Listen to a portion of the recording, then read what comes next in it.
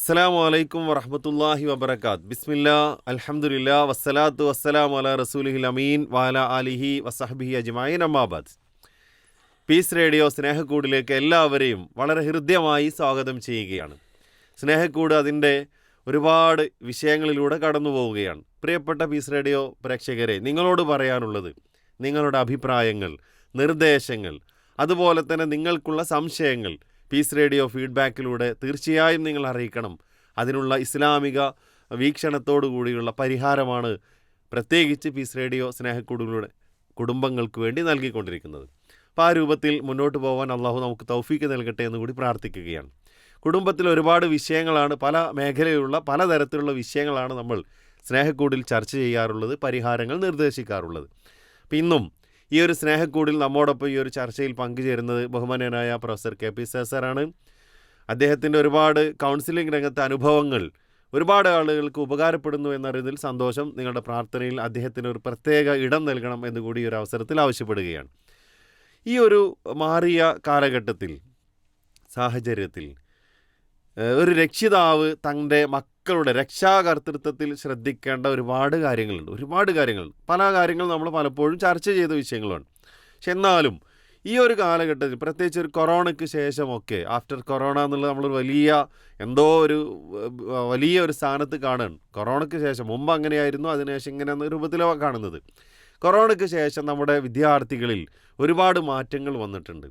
അവിടെ രക്ഷിതാവ് എന്നുള്ള നിലയിൽ നമ്മൾ മനസ്സിലാക്കേണ്ട ഒരുപാട് കാര്യങ്ങളുണ്ടാകും. അപ്പോൾ ആ മേഖലയിലൂടെയാണ് ഇൻഷാ അല്ലാഹ് ഇന്നത്തെ ഒരു ചർച്ച മുന്നോട്ട് കൊണ്ടുപോകാൻ ഇൻഷാ അല്ലാഹ് ഉദ്ദേശിക്കുന്നത്. അപ്പോൾ സർ അസ്സലാമു അലൈക്കും. നമ്മൾ രക്ഷാകർതൃത്വവുമായി ബന്ധപ്പെട്ട് പല കാര്യങ്ങളും നമ്മൾ ചർച്ച ചെയ്തിട്ടുണ്ട്. പക്ഷെ ഇന്ന് ഇപ്പോൾ ഒരു അധ്യാപകൻ എന്നുള്ള നിലയിൽ പലപ്പോഴും നമ്മൾ നേരിടുന്ന പ്രശ്നം, അതുപോലെ തന്നെ രക്ഷിതാക്കളിൽ നിന്നും കേൾക്കുന്ന പ്രശ്നമാണ്, കുട്ടികൾ പഠനരംഗത്ത് നിന്ന് മുമ്പ് നന്നായി പഠിച്ചിരുന്നു, ഇപ്പോൾ പഠനരംഗത്ത് ഒരുപാട് പിന്നിലാണ്. അതുപോലെ കൂട്ടുകെട്ടുകൾ, അവരുടെ ആ ഫ്രണ്ട്ഷിപ്പ് സർക്കിളുകൾ വേണ്ടതുണ്ട്, വേണ്ടാത്തതുണ്ട്. ചില കുട്ടികളെങ്കിലും ലഹരികളിലേക്ക് എത്തിച്ചേരുന്നു എന്നുള്ള വളരെ വേദനിപ്പിക്കുന്ന കാഴ്ചകൾ. ഇവിടെ നമുക്ക് നല്ലൊരു ഇടപെടൽ നടത്തേണ്ടതുണ്ട് എന്നതിൽ യാതൊരു സംശയവുമില്ല. അപ്പോൾ ഈ ഒരു ഘട്ടത്തിൽ, അല്ലെങ്കിൽ ഇങ്ങനെയുള്ള ഒരു സാഹചര്യത്തിൽ എന്താണ് രക്ഷിതാക്കളോട് നമുക്ക് പറയാം? കുട്ടികളോട് പറയാനുള്ളത് നമുക്ക് കുട്ടികളോട് പറയാം. പക്ഷേ ഈ ഒരു സ്നേഹക്കൂട് കേൾക്കുന്ന രക്ഷിതാക്കളോട് പറയേണ്ട ഒരുപാട് കാര്യങ്ങളില്ലേ? അതിൻ്റെ ഒരു ആമുഖത്തോടു കൂടി നമുക്ക് തുടങ്ങാമെന്ന് തോന്നുന്നു. ബിസ്മില്ലാഹിർ റഹ്മാനിർ റഹീം. ഒരു രക്ഷിതാവ് എന്നുള്ള നിലയിൽ വലിയ ഉത്തരവാദിത്ത രക്ഷിതാവിനുണ്ട്. അതെ. ഏറ്റവും പ്രധാനം കുട്ടികൾ ഇന്ന് ആഗ്രഹിക്കുന്ന കാര്യം എന്ത്, അത് മനസ്സിലാക്കുക എന്നുള്ളതാണ്. കാരണം കുട്ടിയെ പാരൻ്റ് ചെയ്യുന്ന രക്ഷിതാക്കൾ പലപ്പോഴും കുട്ടികളുടെ മാനസിക ആവശ്യങ്ങൾ എന്ത് എന്ന് മനസ്സിലാക്കുന്നില്ല. അതാണ് പ്രശ്നങ്ങളുടെ തുടക്കം. പല ഘട്ടങ്ങളിലും കൗൺസിലിങ്ങിന് കേസുകൾ വരുമ്പോൾ രക്ഷിതാക്കൾ കുട്ടികളെ ആക്ഷേപിക്കുന്നു, കുറ്റപ്പെടുത്തുന്നു, അല്ലെങ്കിൽ പ്രതിക്കൂട്ടിൽ നിർത്തുന്നു. എന്തുകൊണ്ട് അവൻ ഇത്തരത്തിലുള്ള ഒരു ട്രാപ്പിലേക്ക് എത്തിപ്പെട്ടു, അത് വളരെ പ്രധാനമാണ്. അത് ലഹരിയാണെങ്കിലും, സെക്സ് അബ്യൂസ് ആണെങ്കിലും, അല്ലെങ്കിൽ മറ്റ് വൈകൃതങ്ങളിലേക്ക് കുട്ടി ചെന്ന് എത്തിയിട്ടുണ്ടെങ്കിലും അതിൻ്റെ ബേസിക് അർജ് യഥാർത്ഥത്തിൽ നിലനിൽക്കുന്നത് കുട്ടികളുടെ വൈകാരിക ആവശ്യങ്ങളിലാണ്. വൈകാരിക ആവശ്യം എന്ന് പറഞ്ഞാൽ ഇമോഷണൽ നീഡ്സ്. ആ ഒരു ഇമോഷണൽ സപ്പോർട്ട് രക്ഷിതാവാണ് കൊടുക്കേണ്ടത്. കുട്ടി ആഗ്രഹിക്കുന്ന വൈകാരികമായ പിന്തുണ രക്ഷിതാവ് കൊടുത്തിട്ടില്ല എങ്കിൽ ഒരുപാട് അരാജകത്വം, ഒരുപാട് നഷ്ടങ്ങൾ കുട്ടിയുടെ ജീവിതത്തിൽ സംഭവിക്കും. കാരണം കുട്ടിക്ക് പ്രായപൂർത്തിയാവുന്നേ ഉള്ളൂ, പക്വത എത്തുന്നേ ഉള്ളൂ. അപ്പോൾ പല ട്രാപ്പിലും കുട്ടി എത്തിപ്പെടുകയാണ്. ആ എത്തിപ്പെട്ടതിന് ശേഷം തിരുത്താനുള്ള അവസരങ്ങൾ വന്നെത്തിയേക്കാം, പക്ഷേ ആ ട്രാപ്പിൽ അകപ്പെട്ടു. അപ്പോൾ അകപ്പെടാതിരിക്കണമെങ്കിൽ എന്ത് വേണം? നേരത്തെ ഇന്ന സ്ഥലത്ത് ഇന്ന അപകടങ്ങൾ പതിയിരിക്കുന്നുണ്ട്, അപ്പോൾ ഈ വഴി കൂടി നീ പോകുമ്പോൾ ആ അപകടങ്ങൾ നീ ശ്രദ്ധിക്കണം എന്നുള്ള ഒരു വാണിംഗ് അല്ലെങ്കിൽ മുന്നറിയിപ്പ് രക്ഷിതാവാണ് കൊടുക്കേണ്ടത്. എന്നാൽ പലപ്പോഴും രക്ഷിതാക്കൾക്ക് സംഭവിക്കുന്നത് ഇത്തരം കാര്യങ്ങളൊക്കെ കുട്ടിക്ക് അറിയണമല്ലേ, കുട്ടി മനസ്സിലാക്കണ്ടേ, അല്ലെങ്കിൽ ഫ്രണ്ട്സിൽ നിന്ന് മനസ്സിലാവില്ലേ, അല്ലെങ്കിൽ സമൂഹ മാധ്യമങ്ങളിൽ നിന്ന് കുട്ടിക്ക് അറിയാവുന്നതല്ലേ, പത്രം എന്നും വായിക്കുന്നില്ലേ, കുട്ടി TV കാണുന്നില്ലേ, ഇങ്ങനെ ഒരുപാട് കാര്യങ്ങൾ അങ്ങ് അല്ല, കുട്ടികള് ഇതൊക്കെ കാണേണ്ടവരല്ലേ, മനസ്സിലാക്കേണ്ടവരല്ലേ. ഇതാണ് രക്ഷിതാവിന്റെ ഭാഷ്യം. യഥാർത്ഥത്തില് കുട്ടി വളരുന്ന ഘട്ടത്തിൽ ബേസിക് ആയ പല കാര്യങ്ങളും കുട്ടികൾക്ക് അറിയില്ല. കുട്ടികളുടെ കയ്യിൽ മൊബൈൽ ഫോൺ ഉണ്ട്, അത് ശരിയാണ്. പക്ഷേ ജീവിതത്തിലെ ലക്ഷ്യം എന്താണ്? എന്തിനാണ് സ്കൂളിൽ പോകുന്നത്? സ്കൂളിൽ നിന്ന് എന്താണ് ആർജിക്കേണ്ടത്? എന്താണ് വിദ്യാഭ്യാസം? വിദ്യാഭ്യാസത്തിൽ കൂടി ഒരു കുട്ടി ആർജിക്കേണ്ട പ്രധാനപ്പെട്ട കാര്യങ്ങൾ എന്ത്? നമ്മൾ ഇന്ന് വരെ ഒരു ക്ലാസ് കുട്ടിക്ക് എടുത്തു കൊടുത്തിട്ടുണ്ടോ? അല്ലേ? പലപ്പോഴും കുട്ടികൾക്ക് ലക്ഷ്യബോധമല്ല. ഇവിടെ കാര്യമായ ഇടപെടൽ നടത്തേണ്ടത് രക്ഷിതാവാണ്. അതായത് നമ്മളൊരു ബിസിനസ് തുടങ്ങുകയാണെങ്കിൽ ആ ബിസിനസ് എന്താണ് എന്ന് നമ്മൾ ആദ്യം ഡിഫൈൻ ചെയ്യണം. ആ ബിസിനസ്സിൽ നിന്ന് നമ്മൾ എന്ത് നേടണം? നമ്മൾക്ക് കൃത്യമായ ലക്ഷ്യം വേണ്ടേ? എത്ര പ്രോഫിറ്റ് ലഭിക്കേണ്ടതുണ്ട്? അതിന് വേണ്ട മീൻസ് എന്താണ്? മാർഗങ്ങൾ എന്താണ്? ഹലാലായിട്ടുള്ള മാർഗങ്ങൾ എന്ത്? നമ്മൾ അന്വേഷിക്കും. എന്നിട്ടേ നമ്മൾ ബിസിനസ് തുടങ്ങുള്ളൂ. സ്വാഭാവികമായിട്ട് ആ ബിസിനസ് പ്രോഫിറ്റബിൾ ആയിരിക്കും. ഇതുപോലെ നമുക്കുണ്ടാവുന്ന കുട്ടി, ആ കുട്ടി 1 വയസ്സാവുമ്പോൾ, 2 വയസ്സാവുമ്പോൾ, 5 വയസ്സാവുമ്പോൾ, 10 വയസ്സാവുമ്പോൾ, ടീനേജിലെത്തുമ്പോൾ ആ കുട്ടി എവിടെ എത്തിയിരിക്കണം? ആ കുട്ടി സ്വായത്തമാക്കേണ്ട കാര്യങ്ങൾ എന്ത്? കൃത്യമായ ഒരു വിഷൻ, കൃത്യമായ ഒരു വിഷ്വലൈസേഷൻ രക്ഷിതാവിൽ ഉണ്ടാവണം. അതിന് ആദ്യം കാഴ്ചപ്പാടുണ്ടാവേണ്ടത് രക്ഷിതാവിനാണ്.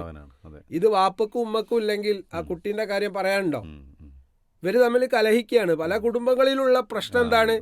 നിസ്സാര പ്രശ്നങ്ങൾക്ക് വേണ്ടി ഭാര്യയും ഭർത്താവും തമ്മിൽ ഷണ്ട കൂടുന്നു. ഇതുണ്ടാക്കുന്ന ബൈ റിസൾട്ട് അല്ലേ, സൈഡ് ഇഫക്റ്റ് വളരെ വലുതാണ്. അത് പലപ്പോഴും രക്ഷിതാക്കൾ മനസ്സിലാക്കാറില്ല. അപ്പം എനിക്ക് സൂചിപ്പിക്കാനുള്ളത്, ഒരു രക്ഷിതാവിൽ നിന്ന് ഒരു കുട്ടി ആഗ്രഹിക്കുന്ന ഏറ്റവും പ്രധാനപ്പെട്ട കാര്യം വൈകാരിക പിന്തുണയാണ്, ഇമോഷണൽ സപ്പോർട്ടാണ്. ആ സപ്പോർട്ട് കൊടുക്കുന്നതിൽ നമ്മൾ വിജയിച്ചിട്ടുണ്ടെങ്കിൽ പാരന്റിങ്ങിൽ നമ്മൾ വിജയിച്ചു. അപ്പോൾ പാരൻറ്റിങ് എന്നത് ഇറ്റ് ഈസ് ആൻ ആർട്ട് എന്ന് നമുക്ക് പറയാം. പാരൻറ്റിങ് എന്ന് പറയുന്നത് ഒരു കലയാണ്, നമ്മൾ പഠിച്ചെടുക്കേണ്ട കാര്യമാണ്. സാധാരണ പോലെ ഏതെങ്കിലും ഒരു അശ്രദ്ധമായി നിർവഹിക്കേണ്ട ഒരു കാര്യമല്ല, പ്രത്യേകിച്ച് ഈ ഒരു കാലഘട്ടത്തിൽ പാരൻറ്റിങ് എന്ന് പറയുന്നത്. മുൻകാലഘട്ടങ്ങളിൽ അതൊരു അത്യാവശ്യമായിരുന്നില്ല. കാരണം വീട്ടിൽ ഒരുപാട് അംഗങ്ങൾ, കൂട്ടുകുടുംബ വ്യവസ്ഥിതി, അപ്പോൾ കുടുംബ അംഗങ്ങളിൽ നിന്ന് തന്നെ ഒരുപാട് കാര്യങ്ങൾ കുട്ടികൾക്ക് പഠിച്ചെടുക്കാനുള്ള അവസരമുണ്ടായിരുന്നു. എന്നാൽ ഇന്ന് വളരെ അണുകുടുംബമാണ്, വളരെ കുറച്ച് ആളുകൾ മാത്രമാണ് ഒരു കുടുംബത്തിലുള്ളത്, 4 5 അംഗങ്ങൾ മാത്രമാണ് ഒരു കുടുംബത്തിലുള്ളത്. ഈ ഒരു ഘട്ടത്തിൽ, ഈ ഒരു കാലഘട്ടത്തിൽ നമ്മുടെ മക്കൾ വളർന്നു വരുമ്പോൾ രക്ഷിതാവ് എന്നുള്ള നിലയിൽ ആ രക്ഷാകർതൃത്വം അറിഞ്ഞു നിർവഹിക്കുക എന്നത് വലിയൊരു കാര്യമാണ്. അതോടൊപ്പം തന്നെ സർ പറഞ്ഞു വെച്ചൊരു കാര്യം, രക്ഷാകർതൃത്വത്തിൽ വലിയൊരു ഘടകം, വലിയൊരു പ്രധാനപ്പെട്ട ഒരു കാര്യം എന്ന് പറയുന്നത് ഇമോഷണൽ സപ്പോർട്ട് എന്നാണ്. വൈകാരികമായ കുട്ടികൾക്ക് നൽകേണ്ട പിന്തുണ കൊടുക്കുക എന്നുള്ളതാണ്. അപ്പോൾ അവിടെ സാർ നമുക്ക് ഈ വൈകാരികമായ പിന്തുണ കൊടുക്കേണ്ട ഒരുപാട് മെത്തേഡുകളില്ലേ, സ്റ്റൈലുകളില്ലേ, ആ ഒരു രീതി പറഞ്ഞു കൊടുത്തു കഴിഞ്ഞാൽ അത് ലിസ്റ്റ് ചെയ്ത് 1 2 3 എന്നുള്ള ആ ഓർഡറിൽ നമുക്ക് പറഞ്ഞു കൊടുക്കാൻ പറ്റുകയാണെങ്കിൽ അത് ഒരുപാട് ഉപകാരപ്പെടില്ലേ? അതായത് ഒരു രക്ഷിതാവ് രക്ഷകനാണല്ലോ. അതെ. അപ്പൊ രക്ഷകൻ എന്ന് പറഞ്ഞാൽ രക്ഷിതാവിൽ നിന്ന് കുട്ടി പ്രതീക്ഷിക്കുന്നത് സെക്യൂരിറ്റി ഫീലിംഗ് അല്ലേ? ഒരു രക്ഷകനായി നിൽക്കേണ്ട ഉത്തരവാദിത്വം. അതായത് ചാബല്യങ്ങൾ, പരാജയങ്ങൾ, പ്രതിസന്ധികൾ ഇതൊക്കെ സ്വാഭാവികമായി ചൈൽഡ്ഹുഡിലും ടീനേജിലും ഒക്കെ ഉണ്ടാവും. കുട്ടിയായതുകൊണ്ട് പലതിലും പോയി അവൻ കൈയിട്ടേക്കും. അവൻ അത് ഒന്ന് പരീക്ഷിക്കാൻ വേണ്ടി തുനിഞ്ഞിറങ്ങും. അവിടുന്നാണ് അവൻ പാഠം പഠിക്കുന്നത്. ഈ പാഠം പഠിക്കുന്ന ഘട്ടത്തിൽ കുട്ടിക്ക് കിട്ടുന്ന കുറ്റപ്പെടുത്തലാണ്, ലേബൽ ചെയ്യാണ് നമ്മൾ. നീയൊന്നും ഒരിക്കലും ശരിയാവില്ല, നീയൊന്നും നന്നാവൂല. ഈ നെഗറ്റീവായ സ്ട്രോക്ക് പകരുന്നതിന് ബദലായിട്ട് okay, you are my child, നിന്നെ ഞാൻ അങ്ങേയറ്റം ഇഷ്ടപ്പെടുന്നു, സ്നേഹിക്കുന്നു അല്ലെ, ആ തലോടൽ, സാന്ത്വനം, ഹഗ്ഗിങ്. പലപ്പോഴും രക്ഷിതാവിൽ നിന്ന് കിട്ടേണ്ടത് ആ ഒരു ഹഗ്ഗിങ് ആണ്. ഇപ്പൊ സ്കൂളിലൊക്കെ പോകുന്ന ഘട്ടത്തിൽ എത്ര വലിയ തിരക്കിലാണെങ്കിലും, എത്ര വലിയ പിരിമുറുക്കത്തിലാണെങ്കിൽ പോലും നാം നമ്മുടെ കുട്ടികളൊന്ന് ഹഗ് ചെയ്താൽ, ഒന്ന് ചുംബിച്ചാൽ, അവർക്ക് പോസിറ്റീവ് എനർജിയും പോസിറ്റീവ് വേർഡ്സും നൽകി അവരെ സ്കൂളിലേക്ക് പറഞ്ഞയച്ചാൽ അത് മതി കുട്ടികൾക്ക്. കാരണം സ്കൂളിലേക്ക് എത്തിക്കഴിഞ്ഞിട്ടുണ്ടെങ്കിൽ അവിടെ ഒരുപാട് താരതമ്യങ്ങളുണ്ട്, അധ്യാപകരിൽ നിന്നുണ്ടാവുന്ന പ്രശ്നങ്ങളുണ്ട്. എത്ര മനഃശാസ്ത്ര പഠനം നടത്തിയ അധ്യാപകരാണെങ്കിലും അധ്യാപകരിൽ നിന്ന് വീഴ്ചകൾ സംഭവിക്കുന്നുണ്ട്. കാരണം അവരുടെ ജീവിതത്തിലും ചില പ്രയാസങ്ങൾ ഉണ്ടാവുമ്പോൾ അതവർ ആരോടാണ് പ്രകടിപ്പിക്കുക? മക്കളോടാണ്, നമ്മുടെ കുട്ടികളോടാണ്. അപ്പം അത് ആ ഒരൊറ്റ വാക്ക് മതി അന്നത്തെ ദിവസം മൊത്തം കുട്ടിക്ക് നഷ്ടപ്പെടാൻ. അപ്പം ഇവിടെ ഒരു സെക്യൂരിറ്റി ഫീലിംഗ്, സുരക്ഷിതത്വ ബോധം നൽകുന്ന സംസാരങ്ങളും പ്രയോഗങ്ങളും നമ്മുടെ നാവിൽ കൂടി വരണം അല്ലെ? വിശുദ്ധ ഖുർആന്റെ ഏറ്റവും വലിയ അധ്യാപനം തന്നെ എന്താണ്? ഖൂലു ഖൗലൻ സദീദ യുസ്ലിഹ് ലക്കും അഅമാലക്കും വയഗ്ഫിർ ലക്കും ദുനൂബക്കും. നിങ്ങൾ നല്ലത് പറയണമെന്നാണ്. അല്ലെ? ഉമ്മമാരൊക്കെ അവരുടെ പിരിമുറുക്കത്തിന്റെ നടുവില് നല്ല വാക്ക് പറയാൻ മറന്നു പോകുന്നുണ്ട്. കാരണം അവരെടുത്ത് ചാടുകയാണ്, അവർ പെട്ടെന്ന് പ്രതികരിക്കുകയാണ്. ഒക്കെ ഇൻസ്റ്റന്റ് ആണല്ലോ അല്ലെ? ഇൻസ്റ്റാഗ്രാം എന്ന് പറഞ്ഞാൽ പെട്ടെന്ന് നൈമിഷികമാണ്. ആർക്കും ഒന്നിനും കാത്തിരിക്കാൻ നേരമില്ല. അപ്പോൾ ഒരു സെക്യൂരിറ്റി ഫീലിംഗ് രക്ഷിതാവ് വീട്ടിൽ ഒന്നാമതായിട്ട് കൊടുക്കേണ്ടതുണ്ട്. അത് ഉമ്മയും കൊടുക്കണം, ഉപ്പയും കൊടുക്കണം.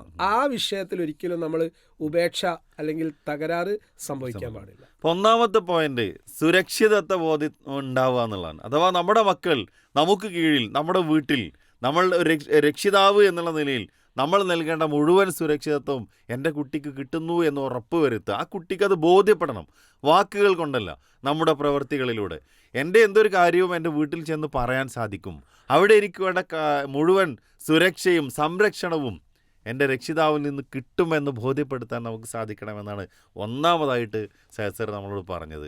വലിയ ഒരു കാര്യമാണിത്. നമ്മളൊക്കെ പലപ്പോഴും എവിടെയെങ്കിലുമൊക്കെ വീഴ്ച വരുത്താറുള്ളൊരു കാര്യമാണിത്.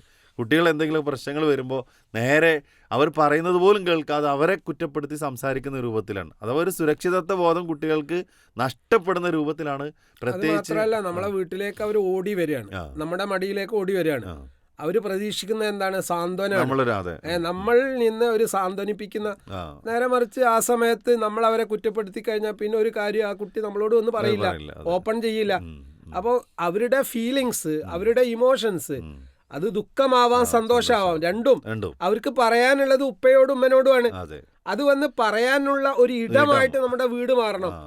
ആ ഇമോഷൻസ് എക്സ്പ്രസ് ചെയ്യാനുള്ള, അവരുടെ വികാരങ്ങൾ പ്രകടിപ്പിക്കാനുള്ള ഒരു ഇടമായിട്ട് നമ്മളെ വീട് മാറുമ്പോൾ നമ്മൾക്കുള്ള പ്രശ്നം എന്താ വെച്ചാൽ, ഞാൻ ക്ഷീണിച്ചിട്ടുണ്ട്, അല്ലെങ്കിൽ ഞാൻ വീട്ടിലെ ജോലി മുഴുവൻ ചെയ്യായിരുന്നു, അതുകൊണ്ട് അവളെ സ്വീകരിക്കാൻ എനിക്ക് പറ്റില്ല. അത് നമുക്ക് എക്സ്ക്യൂസ് പറഞ്ഞിട്ട് കാര്യമല്ല. കാരണം ആ കുട്ടിക്ക് അത് പറയാൻ നമ്മളല്ലാതെ വേറെ ആരുണ്ട്. അപ്പോൾ നമ്മൾ എന്ത് എക്സ്ക്യൂസ് പറഞ്ഞാലും ശരി, കുട്ടിക്ക് വേണ്ടി നമ്മൾ വൈകാരിക പിന്തുണ കൊടുക്കുക എന്ന് പറഞ്ഞാൽ അവരെ നമ്മൾ കേൾക്കുക എന്നുള്ളത് തന്നെയാണ്. അവരെ നമ്മൾ കേൾക്കണം. പലപ്പോഴും നമ്മെ വിമർശിച്ചുകൊണ്ട് പോലും കുട്ടികൾ ഇന്ന് സംസാരിക്കും. ഇന്നത്തെ കുട്ടികളുടെ ട്രെൻഡ് എന്ന് പറഞ്ഞാൽ മുഖത്ത് നോക്കി അവർ സംസാരിക്കും. പണ്ട് ഉപ്പയോടോ ഉമ്മയോടോ അത്തരം കാര്യങ്ങൾ ഓപ്പണായി സംസാരിക്കാൻ ധൈര്യം ഉണ്ടായിരുന്നില്ല. നീ പറയുകയാണെങ്കിൽ തന്നെ ഇൻഡയറക്റ്റ് ആയിട്ടാ പറഞ്ഞിരുന്നത്. പക്ഷെ ഇന്നത്തെ കുട്ടികളെ സംബന്ധിച്ചിടത്തോളം നേരിട്ട് അവർ പ്രതികരിക്കും. അപ്പൊ ആ പ്രതികരണം കേൾക്കുമ്പോൾ നമ്മൾ ഷോക്കിംഗ് ആവേണ്ടതില്ല. കാരണം അത് ഇന്നത്തെ കാലത്തിന്റെ ഒരു പ്രത്യേകതയാണ്. അപ്പൊ അതുകൊണ്ട് അതിനെ ഉൾക്കൊള്ളാൻ നമ്മൾ തയ്യാറാവാം. എന്നിട്ട് ഒരു എംപതറ്റിക് അപ്രോച്ച് സ്വീകരിക്കുക. അതാണ് രണ്ടാമതായി പറയാനുള്ളത്. എംപതറ്റിക് അപ്രോച്ച് എന്ന് പറഞ്ഞാൽ ഒരു സഹാനുഭൂതി. എൻ്റെ അടുത്തൊരു കാര്യം പറയാനുള്ള ഫ്രീഡം കുട്ടിക്കുണ്ട്. പറഞ്ഞിട്ടുണ്ടെങ്കിൽ അതിനൊരു പരിഹാരമുണ്ട്. എൻ്റെ ഉപ്പ കേൾക്കും, എൻ്റെ ഉമ്മ കേൾക്കും. ഞാൻ അനുഭവിക്കുന്ന ഏത് പ്രതിസന്ധികൾക്കും ഗുണകാംക്ഷയോടുകൂടിയുള്ള ഒരു സമീപനം എൻ്റെ ഉപ്പയിൽ നിന്നും ഉമ്മയിൽ നിന്നും കിട്ടും എന്നുള്ള ബോധ്യം കുട്ടിക്ക് കൊടുക്കേണ്ടത് ആ ഒരു എംപതറ്റിക് ലിസണിങ് ആണ്, സഹാനുഭൂതി അല്ലേ? ആ കുട്ടിയോട് നമ്മൾ അത് പ്രകടിപ്പിക്കുമ്പോൾ കുട്ടിക്ക് ഫീൽ ചെയ്യും, ഈ പ്രശ്നത്തിന് ഒരു പരിഹാരം എൻ്റെ വീട്ടിൽ നിന്ന് എനിക്ക് കിട്ടും. അതാണ് രണ്ടാമതായിട്ട് രക്ഷിതാവ് വൈകാരിക പിന്തുണ കൊടുക്കാൻ ചെയ്യേണ്ട കാര്യം. ഇമോഷണൽ സപ്പോർട്ടിൽ ഒന്നാമതായിട്ട് പറഞ്ഞത് സുരക്ഷിതത്വ ബോധമാണെങ്കിൽ, രണ്ടാമതായിട്ട് നമ്മോട് പറഞ്ഞു വെച്ചത് കുട്ടികളെ കേൾക്കാൻ, സഹാനുഭൂതിയോടുകൂടി കേൾക്കാൻ, എംപതറ്റിക് അപ്രോച്ചോടുകൂടി ലിസൺ ചെയ്യാൻ നമുക്ക് സാധിക്കണം എന്നുള്ളത്. കേൾവിക്കാരാവുക എന്ന് പറഞ്ഞത് കൊണ്ട് നമ്മൾ പറയുന്ന ഒരു കാര്യം മറ്റൊരാൾ ശ്രദ്ധയോടെ കേൾക്കണമെന്ന് ആഗ്രഹിക്കുന്നു. അത് ഏറ്റവും കൂടുതൽ പ്രതീക്ഷിക്കുന്നത് നമ്മുടെ മക്കളാണ്, നമ്മളിൽ നിന്ന്. അപ്പോൾ അത് കേട്ടുകൊടുക്കാൻ നമ്മൾ സന്നദ്ധരാവുക എന്നുള്ളത് വലിയൊരു കാര്യം തന്നെയാണ്. അപ്പോൾ രക്ഷിതാവിൽ നിന്നും വേണ്ടൊരു കാര്യം കേൾക്കുക എന്നത് കുട്ടികളെ അങ്ങോട്ട് അടച്ചാക്ഷേപിക്കാനല്ല, മറിച്ച് അവർ പറയുന്നത് എന്തൊരു പ്രശ്നമാണെങ്കിലും നല്ല കാര്യമാണെങ്കിൽ അവരെ അപ്രീഷിയേറ്റ് ചെയ്യാൻ, അവർക്കൊരു പ്രയാസമാണെങ്കിൽ ആ പ്രയാസങ്ങൾ പരിഹരിച്ചു കൊടുക്കാൻ, അതല്ല അവരുടെ ഏതെങ്കിലും ഒരു സങ്കടമാണെങ്കിൽ സാരമില്ലെന്ന് ആശ്വസിപ്പിക്കാൻ, ഈ രൂപത്തിലൊക്കെയാണ് നമ്മൾ അവരോടൊപ്പം നിൽക്കേണ്ടത് എന്നാണ് അവർ വിചാരിക്കുന്നത്, അവർ പ്രതീക്ഷിക്കുന്നത്. അപ്പോൾ ആ രൂപത്തിൽ സഹാനുഭൂതിയോടുകൂടി, അഥവാ എൻ്റെ ഉപ്പ എൻ്റെ കൂടെ ഉണ്ട്, എൻ്റെ ഉമ്മ ഞാൻ പറഞ്ഞാൽ എൻ്റെ കൂടെ നിൽക്കുന്നവരാണ്, എൻ്റെ ഒരു പ്രശ്നം എത്ര പ്രയാസമുള്ളതാണെങ്കിലും അവരോട് ചെന്ന് പറയാൻ എനിക്ക് സാധിക്കും, അത് പറഞ്ഞു കഴിഞ്ഞാൽ എൻ്റെ കൂടെ അവരുണ്ട് എന്ന് വരുത്തി തീർക്കാൻ നമുക്ക് സാധിക്കണമെന്നുള്ളതാണ്. അതുമാത്രമല്ല, അവിടെ കുട്ടികളിപ്പോൾ സ്കൂളിൽ പോകുന്ന ഘട്ടത്തിൽ എല്ലാ കുട്ടികളും പീടിയെ പോയിട്ട് മിഠായി വാങ്ങുന്നു. അപ്പം നമ്മുടെ കുട്ടി അവിടെ അങ്ങനെ നോക്കുകുത്തിയായി നിൽക്കുകയാണ്. കുട്ടിക്ക് ആഗ്രഹമുണ്ട് ഒരു മിഠായി കിട്ടാൻ.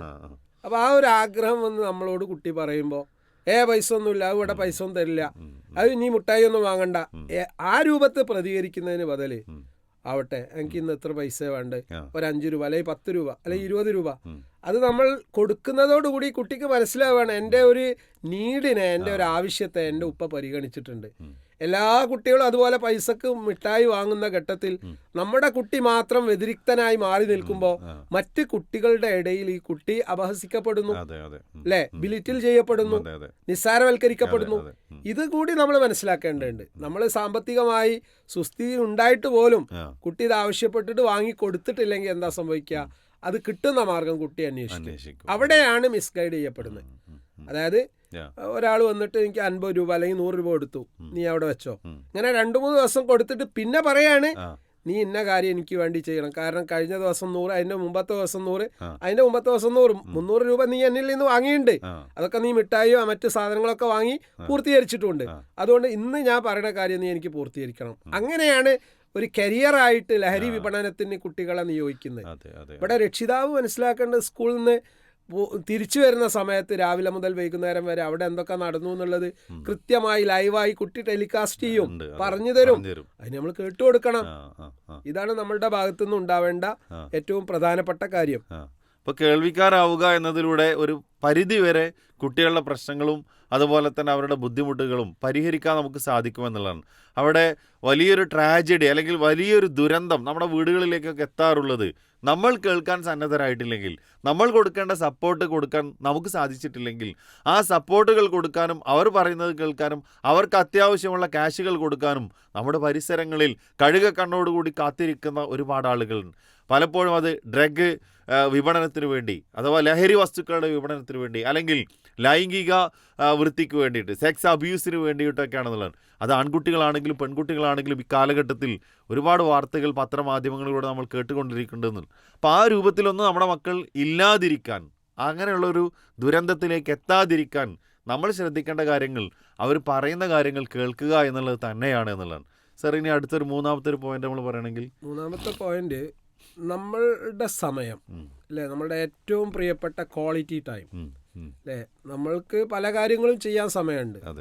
ബിസിനസ് നടത്താൻ, ടൂറ് പോവാൻ, അതുപോലെ ഫ്രണ്ട്സിനെ സന്ദർശിക്കാൻ, നമ്മൾ ആഗ്രഹിക്കുന്ന കാര്യങ്ങൾക്കൊക്കെ നമുക്ക് സമയമുണ്ട്. എന്നാൽ നമ്മുടെ ഏറ്റവും വിലപ്പെട്ട സമയം വീട്ടിലെത്തിക്കഴിഞ്ഞാൽ നമ്മൾ കൊടുക്കേണ്ടത് നമ്മുടെ മക്കൾക്കും ഭാര്യമാർക്കും തന്നെയാണ്. അപ്പോൾ ആ ക്വാളിറ്റി ടൈം എൻ്റെ ഉപ്പ, എൻ്റെ ഉമ്മ എൻ്റെ കൂടെയാണ് ചിലവഴിക്കുന്നത് എന്നുള്ള ഒരു ഫീലിംഗ് ആ കുട്ടിക്ക് കിട്ടുമ്പോൾ കുട്ടി മനസ്സിലാക്കുകയാണ് എൻ്റെ ഉപ്പ എന്നെ വൈകാരികമായി സപ്പോർട്ട് ചെയ്യുന്നുണ്ട്, അല്ലേ. ഇന്ന് വലിയൊരു പ്രശ്നം എന്താണെന്ന് വെച്ചാൽ, അത് ഈ രാവിലെ വീട്ടിൽ നിന്ന് ഉപ്പ പുറപ്പെടുന്നു ജോലിക്ക് വേണ്ടി, വളരെ ലേറ്റായിട്ട് വീട്ടിലേക്ക് വരുന്നു. അപ്പോഴേക്കും മക്കൾ ഉറങ്ങിയിട്ടുണ്ടാവും. കുട്ടികൾക്ക് ആവശ്യമായ അവരുടെ ഫിസിക്കൽ നീഡ്സ് ആണെങ്കിലും മെന്റൽ നീഡ്സ് ആണെങ്കിലും അവതരിപ്പിക്കാൻ പാരന്റ്സിനെ കാണുന്നില്ല, അല്ലെ. തമാശക്കെങ്കിലും പറയാറുണ്ട്, ഇതാണോ ഉമ്മ പോക്കരാക്ക, അല്ലെ. അതൊരു പ്രയോഗമായിട്ട് വന്നത് എന്തുകൊണ്ടാ? ഉപ്പാരെ കിട്ടുന്നില്ല. അപ്പൊ നമ്മള് എത്ര വലിയ തിരക്കിലാണെങ്കിലും എത്ര വലിയ ബിസിനസ്സുകാരാണെങ്കിലും നമ്മൾ നമ്മുടെ ഏറ്റവും പ്രിയപ്പെട്ട സമയം നമ്മുടെ മക്കളുടെ കൂടെ ചിലവഴിക്കാൻ പ്ലാൻ ചെയ്തേ പറ്റൂ. ആ പ്ലാൻ ചെയ്യുമ്പോൾ കുട്ടിക്ക് ബോധ്യമാവുകയാണ് എൻ്റെ കാര്യങ്ങളൊക്കെ അവതരിപ്പിക്കാൻ പറ്റുന്ന ഒരു സാഹചര്യം എൻ്റെ വീട്ടിലുണ്ട്, എൻ്റെ ഉപ്പ എൻ്റെ കൂടെ ഉണ്ട്, എൻ്റെ ഉമ്മ കൂടെ ഉണ്ട്. നീ ഉമ്മ തന്നെ വലിയ തിരക്കിലായിരിക്കും, കാരണം ഉമ്മയെ സംബന്ധിച്ചിടത്തോളം വീട്ടിലുള്ള ജോലി പൂർത്തീകരിക്കണം, അമ്മായിമ്മനെ പരിഗണിക്കണം, അമ്മോശനെ പരിഗണിക്കണം, വീട്ടില് മറ്റ് പിന്നെ അംഗങ്ങളുണ്ടെങ്കിൽ അവരെ പരിഗണിക്കണം, അടുക്കള ജോലി നോക്കണം, ചെറിയ കുട്ടികളുണ്ടെങ്കിൽ അവരെ പരിഗണിക്കണം. ഇതൊക്കെ കഴിഞ്ഞതിന് ശേഷമായിരിക്കും ഈ കുട്ടി എന്തെങ്കിലും സംശയങ്ങൾ സ്കൂളിൽ നിന്ന് വന്ന് ചോദിക്കുന്നത്, അല്ലേ. അപ്പം നമ്മൾ അപ്പോൾ ഈ വാട്സപ്പ് നോക്കുന്ന അല്ലെങ്കിൽ മൊബൈൽ നോക്കുന്ന തിരക്കിലാണെങ്കിൽ, നമ്മൾ ആ ഒരു ത്രില്ലിലാണെങ്കിൽ അല്ലെങ്കിൽ വല്ല തമാശയും കാണുന്ന തിരക്കിലാണെങ്കിൽ കുട്ടി വന്ന് ചോദിക്കുന്ന ചോദ്യങ്ങൾക്ക് മറുപടി പറയാൻ നമ്മൾ സമയം കണ്ടെത്തിയിട്ടില്ലെങ്കിൽ കുട്ടി പിന്നെ ഈ സംശയം ആരോടാ ചോദിക്കുക? അപ്പോൾ ഇമോഷണൽ സപ്പോർട്ട് എന്ന് പറഞ്ഞാൽ, വൈകാരികമായ പിന്തുണ എന്ന് പറഞ്ഞാൽ നമ്മുടെ ഏറ്റവും പ്രിയപ്പെട്ട സമയം മക്കൾക്ക് വേണ്ടി അവരുടെ പഠനത്തിനും പഠനേതര പ്രവർത്തനങ്ങൾക്കും കളികൾക്കൊക്കെ വേണ്ടി നമ്മൾ നീക്കി വെക്കേണ്ടതുണ്ട്. അതുപോലെ വാല്യുബിളായ എന്തെങ്കിലും ഒരു സാധനം ഇന്ന് എനിക്ക് കിട്ടണം, കൊണ്ടുവരണം. ചിലപ്പോൾ ഫോൺ ചെയ്താവും പറയാ ഇന്ന ദിവസം കിട്ടിയിട്ടില്ലെങ്കിൽ ക്ലാസ്സിൽ കയറ്റില്ല, അല്ലെങ്കിൽ അസൈൻമെന്റ് പൂർത്തിയാക്കാൻ പറ്റില്ല. ഇത് ലാസ്റ്റ് ടൈം തന്നെ കുട്ടികൾ പറയാം. അപ്പൊ നമ്മൾ അവരെ ശകാരിച്ചത് കൊണ്ടാവില്ല, കാരണം കുട്ടികൾക്ക് അത്ര അറിവേ ഉള്ളൂ. അപ്പൊ രക്ഷിതാവ് എന്ത് ചെയ്യണം? അവരുടെ പ്രയോറിറ്റി ലിസ്റ്റിൽ, മുൻഗണനാ ക്രമത്തിൽ മക്കളുടെ ആവശ്യങ്ങൾക്ക് മുന്തിയ പരിഗണന കൊടുക്കാനും അത് പൂർത്തീകരിക്കാനും നമ്മൾ സന്നദ്ധത പ്രകടിപ്പിക്കണം. അപ്പോൾ സ്കൂള് നമ്മൾ കുട്ടികളെ പഠിപ്പിക്കുന്ന ഘട്ടത്തിൽ അവരുടെ പഠനം മുന്നോട്ട് പോവാൻ ചിലപ്പോൾ ട്യൂഷന് പറഞ്ഞേക്കേണ്ടി വരും. എന്നാൽ എല്ലാ വിഷയങ്ങൾക്കും ട്യൂഷൻ ആവശ്യമില്ല. എന്നാൽ ചിലതിന് ചില പുസ്തകങ്ങൾ വാങ്ങി കൊടുക്കേണ്ടി വരും, സ്റ്റഡി എയ്ഡുകൾ വാങ്ങി കൊടുക്കേണ്ടി വരും. ഇതൊക്കെ നമ്മളോടാണ് കുട്ടികൾ പറയാ. അത് ആ പറഞ്ഞ സമയത്ത് വാങ്ങി കൊടുത്താലേ പരീക്ഷയ്ക്ക് ഉന്നത വിജയം കരസ്ഥമാക്കാൻ സാധിക്കുള്ളൂ. എന്നാൽ നമ്മളോടൊരു കാര്യം പറയുന്നു, ചിലപ്പോൾ ഫോട്ടോസ്റ്റാറ്റ് എടുത്തു കൊടുക്കാനായിരിക്കും, പ്രിന്റ് എടുത്തു കൊടുക്കാനാവും പറയുന്നത്. നമ്മളത് മറന്നുപോയി. നമ്മളെല്ലാം കഴിഞ്ഞതിന് ശേഷമാണ് പിന്നെ അത് കൊണ്ടു കൊടുക്കുന്നത്. അപ്പൊ അത് ഇനി ആവശ്യമല്ല ഉപ്പ എന്ന് കുട്ടി ഇങ്ങ് പറയും. അപ്പൊ ഇത്തരം നിസ്സാരമാണ് എന്ന് നമുക്ക് തോന്നുന്ന കുറെ കാര്യങ്ങൾ കുട്ടികളെ സംബന്ധിച്ചിടത്തോളം അവരുടെ ജീവിതത്തിൽ വളരെ വലുതാണ്. അതുകൊണ്ട് മൈക്രോ ലെവൽ പ്ലാനിങ് ഒരു രക്ഷിതാവ് നടത്തിയെങ്കിൽ മാത്രമേ ഇന്നത്തെ കാലത്ത്, പ്രത്യേകിച്ച് ഡിജിറ്റൽ നേറ്റീവ്സായ ഈ നവീന കാലഘട്ടത്തിൽ ജീവിക്കുന്ന കുട്ടികളെ പാരന്റ് ചെയ്യാൻ നമുക്ക് സാധിക്കുള്ളൂ. കാരണം എന്ത് ചെയ്തു കൊടുത്താലും പോരായ്മകൾ, ആക്ഷേപങ്ങൾ കാണുന്ന കാലഘട്ടത്തിലെ കുട്ടികളാണ് നമ്മുടെ കുട്ടികൾ. എന്ത് ചെയ്തു എന്നുള്ളതല്ല അവർ കാണുക, എന്ത് ചെയ്തു കൊടുത്തിട്ടില്ല അതവർ കൃത്യമായി ഹൈലൈറ്റ് ചെയ്യും. ചെയ്തു കൊടുത്തതൊന്നും അവർ കാണൂല, ആരെയും പറഞ്ഞിട്ട് കാര്യമില്ല. അത് അള്ളാഹുവിൽ നിന്ന് വലിയ പ്രതിഫലം നമുക്ക് ലഭിക്കും. നമ്മുടെ മക്കളെ പോറ്റിക്കഴിഞ്ഞാൽ അത് അള്ളാഹു പ്രതിഫലം നൽകും ഉറപ്പായും എന്നുള്ള വിശ്വാസത്തോടു കൂടി നമ്മൾ അത് നിർവഹിക്കുക. അത് അള്ളാഹിന്റെ അടുത്തുനിന്ന് കിട്ടുന്ന കാര്യമാണ്. അല്ലാതെ ഈ കുട്ടികളെ പോറ്റിയത് കൊണ്ടോ വളർത്തിയത് കൊണ്ടോ എല്ലാം ഇവിടെ നിന്ന് തന്നെ പൂർത്തീകരിക്കപ്പെടും എന്നുള്ള വിശ്വാസം നമുക്ക് ഉണ്ടാവേണ്ടതുമില്ല. ഇവിടെ ഒരു രക്ഷിതാവിനോട്, ഒരു ഉപ്പയോട് ചോദിക്കുകയാണെങ്കിൽ, പ്രത്യേകിച്ച് വിദേശത്തൊക്കെ ജോലി ചെയ്യുന്ന ആളുകൾ, വർഷങ്ങളായി വിദേശത്ത് ജോലി ചെയ്യുന്ന ആളുകൾ നമുക്ക് കാണാൻ പറ്റും.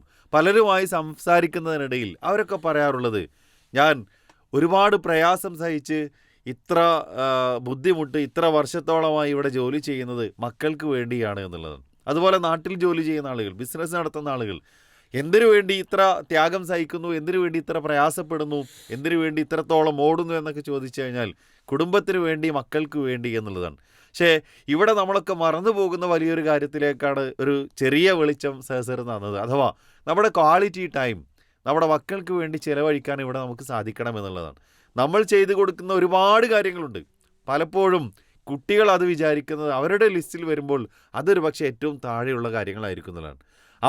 നമ്മുടെ അടുത്ത് വന്ന് പറയുന്ന നമുക്ക് നിസ്സാരമെന്ന് തോന്നുന്ന ചില കാര്യങ്ങൾ അതായിരിക്കും അവരുടെ ലിസ്റ്റിൽ ഏറ്റവും ഇമ്പോർട്ടൻ്റ് ഉള്ളത്, പ്രധാനമുള്ളത്, ഏറ്റവും പരിഗണിക്കപ്പെടേണ്ടത് എന്നുള്ളതാണ്. അപ്പോൾ ഈ ഒരു കാര്യങ്ങൾ പരിഹരിച്ച് മുന്നോട്ട് പോകാൻ നമ്മൾ ആദ്യം ചെയ്യേണ്ട ഒരു കാര്യം, നമ്മുടെ ക്വാളിറ്റി ടൈം, വളരെ വിലപ്പെട്ട സമയം മക്കൾക്ക് വേണ്ടി, കുടുംബത്തിന് വേണ്ടി നമ്മൾ ചിലവഴിക്കുക എന്നതാണ്. ആ ചിലവഴിക്കുന്നതിലൂടെ മറ്റു ഒരുപാട് പ്രശ്നങ്ങൾക്കും പരിഹാരം കണ്ടെത്താൻ നമുക്ക് സാധിക്കുമെന്നുള്ളതാണ്. അപ്പോൾ ഈ ക്വാളിറ്റി ടൈം അത് വളരെ പ്രധാനപ്പെട്ടൊരു കാര്യമാണ്. ഉള്ള സമയം അത് വളരെ എഫക്റ്റീവായി നമ്മുടെ മക്കൾക്ക്, ഭാര്യയ്ക്ക്, കുടുംബത്തിന് നൽകുക. ക്വാളിറ്റി ടൈം കുട്ടികളുടെ കൂടെ കിട്ടണമെങ്കിൽ ആദ്യം ചെയ്യേണ്ടത് നമ്മുടെ മൊബൈൽ ഫോൺ വീട്ടിലെത്തിക്കഴിഞ്ഞാൽ കുറച്ച് സമയത്ത് ഓഫ് ചെയ്യുക എന്നുള്ളത് തന്നെയാണ്. കാരണം ആ ക്വാളിറ്റി ടൈം ബിറ്റ്വീൻ 7 and 9, വൈകുന്നേരം രാത്രി 7 മണി മുതൽ 9 മണി വരെ, ഈ 2 മണിക്കൂർ നമ്മൾ നമ്മുടെ മക്കളുടെ കൂടെ ഉണ്ടെങ്കിൽ ആ സമയത്ത് മൊബൈൽ ഫോൺ ഒന്ന് മാറ്റി വെക്കുക.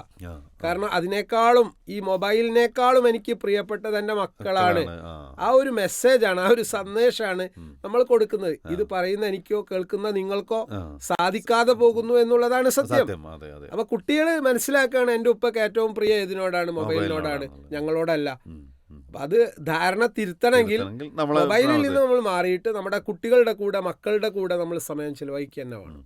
അവരുടെ പഠന കാര്യങ്ങൾ, അവർ പറയുന്ന കാര്യങ്ങൾ, അവരുടെ വിദ്യാഭ്യാസ പ്രക്രിയകൾ, ഇതിലൊക്കെ ഒരു അല്പം ശ്രദ്ധ, പ്രത്യേകിച്ച് ആ ഒരു സമയം 7 to 9, 7 മണി മുതൽ രാത്രി വൈകുന്നേരം 7 മണി മുതൽ 9 മണി വരെയുള്ള ഒരു സമയമെങ്കിലും കുട്ടികൾക്ക് വേണ്ടി മറ്റുള്ള കാര്യങ്ങളൊക്കെ മാറ്റിവെച്ച് നിന്ന് കൊടുക്കാൻ നമുക്ക് സാധിച്ചു കഴിഞ്ഞാൽ കുട്ടികൾ നമ്മളോടൊപ്പം ഉണ്ടാവും.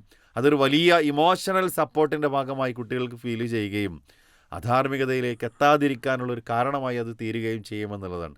അപ്പോൾ ചില രക്ഷിതാക്കളെങ്കിലും ഇപ്പോൾ ഈ അടുത്ത് വന്നൊരു കൗൺസിലിംഗ് കേസിൽ കുട്ടികൾ രാത്രി 11-12 മണിക്ക് വീട്ടിലെത്തുന്നു.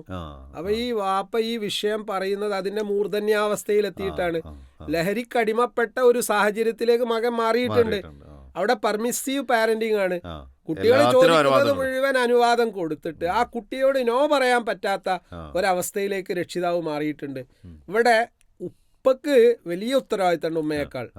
ഉമ്മ പറഞ്ഞാൽ പലപ്പോഴും മക്കൾ കേൾക്കില്ല. അപ്പൊ ഉപ്പ വീട്ടിലുണ്ടെങ്കിൽ നീ എവിടെയായിരുന്നു, നീ ഇത്ര സമയത്ത് ഇവിടെ എത്തേണ്ടതുണ്ട്, ഇതിവിടെ സമ്മതിക്കില്ല. ഇത് തുടക്കത്തിൽ തന്നെ നിയന്ത്രിക്കേണ്ട കാര്യമാണ്, കുറെ മുന്നോട്ട് പോയതിനു ശേഷമല്ല. അതായത് നമ്മുടെ വീട്ടിലെ ഒരു ഡിസിപ്ലിൻ, ഒരച്ചടക്കം എന്ന് കൃത്യമായി ഡിഫൈൻ ചെയ്യാൻ രക്ഷിതാവിന് സാധിക്കണം. ഈ വീട്ടിലെ നിയമങ്ങൾ ഇതാണ്, ഇതനുസരിച്ചാണ് ഇവിടെ ജീവിക്കേണ്ടത്, അതിലെല്ലാവരും ഒത്തൊരുമയോടുകൂടി മുന്നോട്ട് പോകണം എന്നുള്ള മെസ്സേജ് വളരെ സ്ട്രിക്റ്റ് ആയിട്ട് തന്നെ രക്ഷിതാവ് കൊടുത്തെങ്കിൽ മാത്രമേ ഇന്നത്തെ കുട്ടികളെ കിട്ടുള്ളൂ. അപ്പൊ അതൊന്നും കൊടുക്കാതെ കുട്ടികൾ പോകുന്ന റൂട്ടിൽ കുട്ടികളും പോവുക, രക്ഷിതാക്കൾ അവരുടെ റൂട്ടിലും ഇങ്ങനെ പോകുന്നുണ്ടെങ്കിൽ അവിടെ അരാജകത്തെ ഉണ്ടാവുള്ളൂ. ആൽഫ ജനറേഷൻ എന്നാണ് ഈ ഒരു ജനറേഷനെ കുറിച്ച് പരിചയപ്പെടുത്താറുള്ളത്. അഥവാ ഗാഡ്ജറ്റിൽ മാത്രം സമയം ചെലവഴിക്കുകയും അതിലുള്ള റീൽസുകൾക്ക് ഷോർട്സുകൾക്കൊക്കെ പ്രാധാന്യം കൽപ്പിക്കുകയും ഒരു മണിക്കൂർ കിട്ടിയാൽ ഏകദേശം 120ഓളം ഷോർട്സുകൾ, അത് ഏതൊക്കെയാണ് കാണുന്നത് നമുക്കറിയില്ല. കുട്ടികൾ ഈ കാണുന്ന കാര്യങ്ങളാണ് പലപ്പോഴും അവരുടെ കാഴ്ചപ്പാടുകളായി മാറുന്നത് എന്നുള്ളൊരു സത്യം കൂടിയുണ്ട്. അപ്പോൾ അവിടെയൊക്കെ ഒരു രക്ഷിതാവ് എന്നുള്ള നിലയിൽ നമ്മുടെ ഒരു ശ്രദ്ധയും നമ്മുടെ ഒരു സമയം ചെലവഴിക്കലും ഉണ്ടെങ്കിൽ അവിടെ അനുവദിക്കേണ്ട കാര്യങ്ങൾ അനുവദിച്ചു കൊടുക്കാനും തിരുത്തേണ്ട കാര്യങ്ങൾ തിരുത്താനും കർശനമായി വിലക്കേണ്ട കാര്യങ്ങൾ വിലക്കാനും നമുക്ക് സാധിക്കണം എന്നുള്ളതാണ്. ഇതിനൊക്കെ നമുക്ക് സാധ്യമാവണമെങ്കിലാണ് അവരോടൊപ്പമുള്ള വിലയേറിയ നല്ല കനപ്പെട്ട കുറച്ച് സമയം അവർക്ക് വേണ്ടി നമ്മൾ ചെലവഴിക്കുക എന്നത്. ചെലവഴിക്കുന്ന ഘട്ടത്തിൽ തന്നെ അവരോട് നമ്മൾ സംസാരിക്കും. കമ്മ്യൂണിക്കേഷൻ വളരെ ഇമ്പോർട്ടൻ്റ് ആണ്. അവർക്ക് പറയാനുള്ളത് അവർ പറയുമ്പോൾ അവരെ തെറ്റിൽ തിരുത്താൻ പറ്റും. ഇത് നമ്മളൊന്നും അവരെന്താണ് ചിന്തിക്കുന്നത്, അവരെന്താണ് പറയുന്നത് നമ്മൾ കേൾക്കുന്നില്ല. ഈവൻ ഭക്ഷണം കഴിക്കുന്ന സമയത്ത് പോലും രക്ഷിതാക്കൾ ഒന്നിച്ച് ഭക്ഷണം കഴിക്കുന്നില്ല. പലപ്പോഴും ഉമ്മമാര് പറയുന്ന പരാതി, ഇവിടെ ഈ വീട്ടില് ഭക്ഷണത്തിന് പല സമയമാണ്, ഉപ്പക്കൊരു സമയം, മക്കൾക്കൊരു സമയം, അല്ലെ, പ്രായം ചെന്നവർക്ക് വേറൊരു സമയം. ഇവിടെയൊക്കെ പ്രയാസപ്പെടുന്ന ആരാണ്? ഉമ്മമാരാണ്. അപ്പോൾ ഒരു കോർഡിനേഷൻ ആ വിഷയത്തിൽ ഉണ്ടായിട്ടുണ്ടെങ്കിൽ എല്ലാവർക്കും ഒരേ സമയത്ത് ഫുഡ് കഴിക്കാൻ സാധിക്കും. അപ്പോൾ ആ ഒരു കാര്യം കൂടി നമ്മൾ ശ്രദ്ധിക്കുക. അഥവാ ഒരു ദിവസം ഒരു നേരമെങ്കിലും കുടുംബത്തിലെ എല്ലാ അംഗങ്ങളും ഒരുമിച്ചിരുന്ന് ഭക്ഷണം കഴിക്കുന്ന ഒരു സാഹചര്യം ഉണ്ടാവുക. പരമാവധി എല്ലാ സമയത്തുമാണ് നമ്മൾ ശ്രദ്ധിക്കേണ്ടത്. വീട്ടിലുള്ള സമയത്ത് എല്ലാ അംഗങ്ങളും ഒരുമിച്ചിരുന്ന് ഭക്ഷണം കഴിക്കുമ്പോൾ അവിടെ ആ ഭക്ഷണം ഷെയർ ചെയ്യാൻ നമുക്ക് സാധിക്കുന്നു, പറയാനുള്ള കാര്യങ്ങൾ പറയാനും കേൾക്കാനുള്ള കാര്യങ്ങൾ കേൾക്കാൻ സാധിക്കുന്നു, പ്രാർത്ഥനകൾ കുട്ടികളിൽ പരിശീലിപ്പിക്കാൻ നമുക്ക് സാധിക്കുന്നു. അപ്പോൾ ഈ ക്വാളിറ്റി ടൈമിൽപ്പെട്ട ഒരു സമയം തന്നെയാണ് ഭക്ഷണം ഒരുമിച്ചിരുന്ന് കഴിക്കുക എന്നുള്ളത്. ഒരുപാട് മര്യാദ നമുക്കറിയാലോ. റസൂൽ സല്ലല്ലാഹു അലൈഹി വസല്ലമ കുട്ടികളെ പലപ്പോഴും അദബ് പഠിപ്പിക്കാറുള്ളത്, മര്യാദ പഠിപ്പിക്കാറുള്ളത് ആ ഭക്ഷണം കഴിക്കുന്ന സാഹചര്യത്തിലായിരുന്നു എന്നുള്ളതാണ്.